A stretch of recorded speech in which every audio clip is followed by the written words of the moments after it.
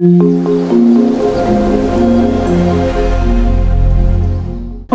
guys, so ayan, good morning, good afternoon, good evening, no? Kung anong oras naman to pinapanood.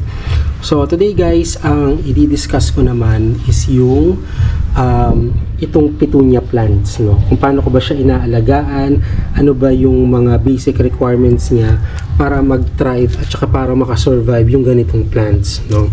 So actually itong plants na to, nakuha ko to mga around January of 2025. Yung first tree na yan, January of 2025 ko pa yan nakuha. And then, ito namang, yung last tree naman na to, no, nakuha ko to mga around, mga February ko na yan nakuha guys. So, kung mapapansin mo, magkaiba yung size ng mga dahon niya. Ito yung sa dati kong binili. No? Tingnan mo yung size ng dahon niya as compared dun sa size ng mga dahon nito. So mamaya i-discuss natin yan pagdating dun sa mga requirements nitong nung halaman na to. Okay, first requirements niya is yung sa soil requirement. So kung mapapansin mo, ang soil nito guys, meron siyang mga rice hull, and then meron din siyang I think loam soil, no? Hindi siya talaga totally soilless, no? In fact, meron dito na parang medyo nagpuputik-putik yung, or medyo matigas yung kanyang soil na ginamit, ano? But ang pinaka-requirement lang naman ng petunia is well-draining yung kanyang soil. Yung kailangan pag dinidiligan mo siya, namomoist lang yung lupa niya, yung soil niya, and dapat nagdi-drain yung tubig, no? So hindi siya maselan masyado sa soil, no, as long as well draining yung soil niya. Next naman is yung sa kanyang water requirement, no.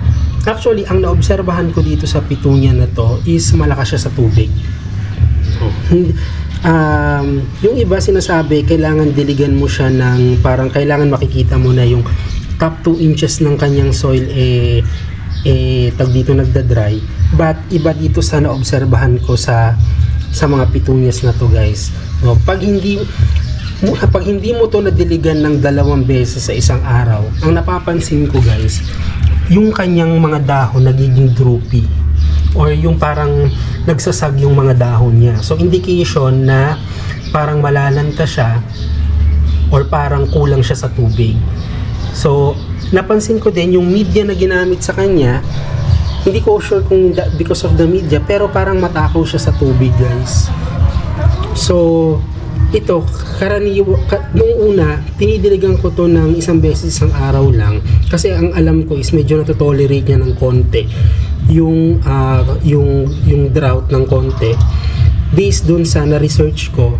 But based naman sa naobserbahan ko sa kanya is matakaw siya sa tubig. So kailangan talaga hindi mo hayaan na yung soil niya is natutuyo. Make sure na laging basa o laging moist yung kanyang soil.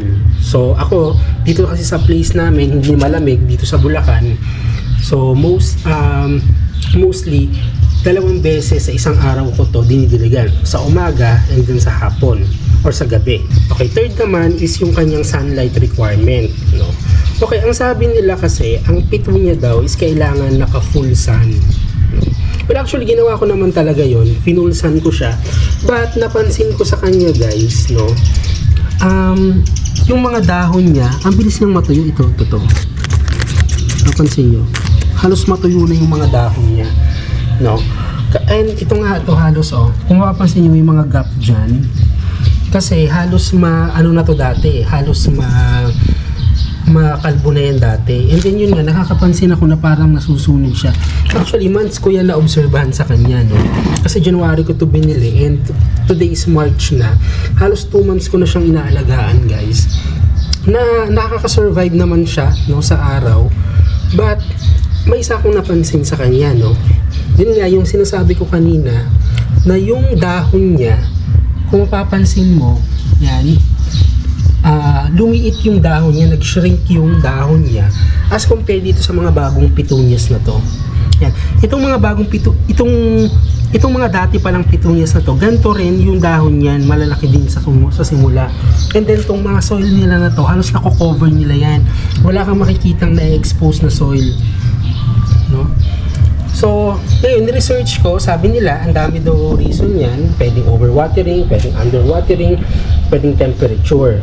So, na-realize ko na, kasi, lagi ko naman na siyang dinidiligan, naka-full sun naman siya. So, sabi ko, ano kayang pwedeng maging reason dito? So, ang naiisip kong reason dito kasi guys, is yung temperature or maybe yung humidity, no? Kasi nalaman ko din na ang petunia daw is a winter plant, no?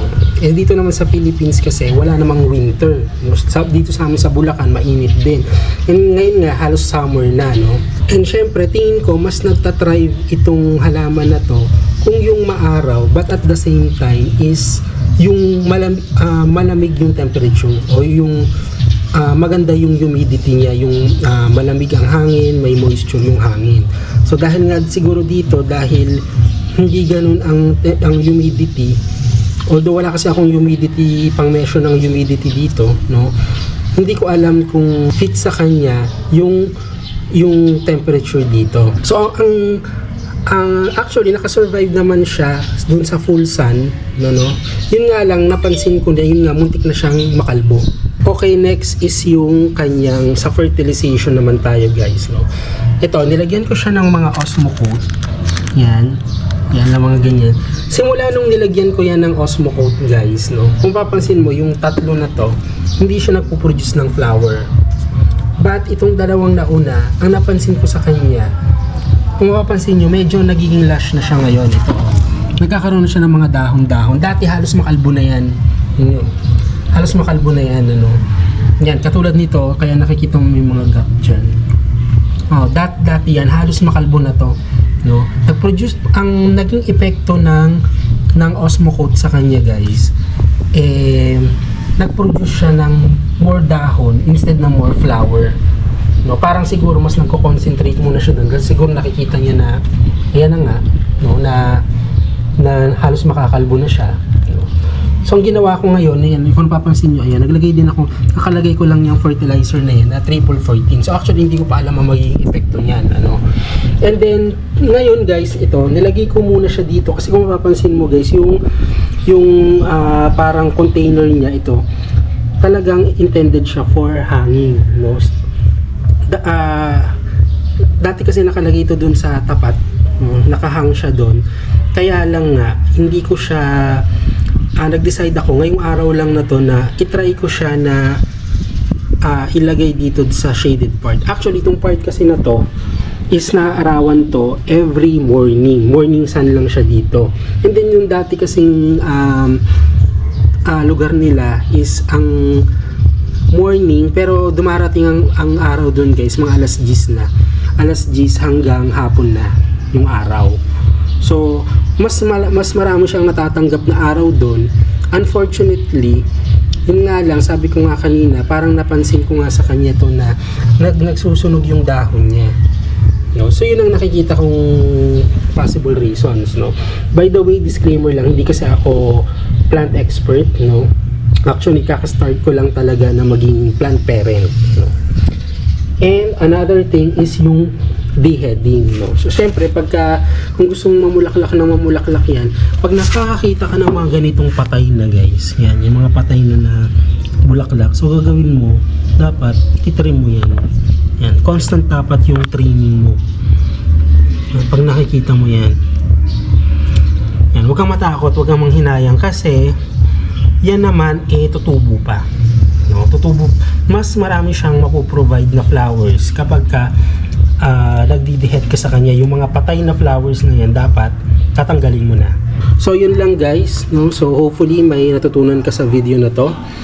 So please don't forget to subscribe guys para ma-update ka pa doon sa mga new videos ko. And syempre guys, paki-like mo naman and paki-share mo naman tong video na to. So, salamat sa panonood and see you guys in my next video. Bye-bye!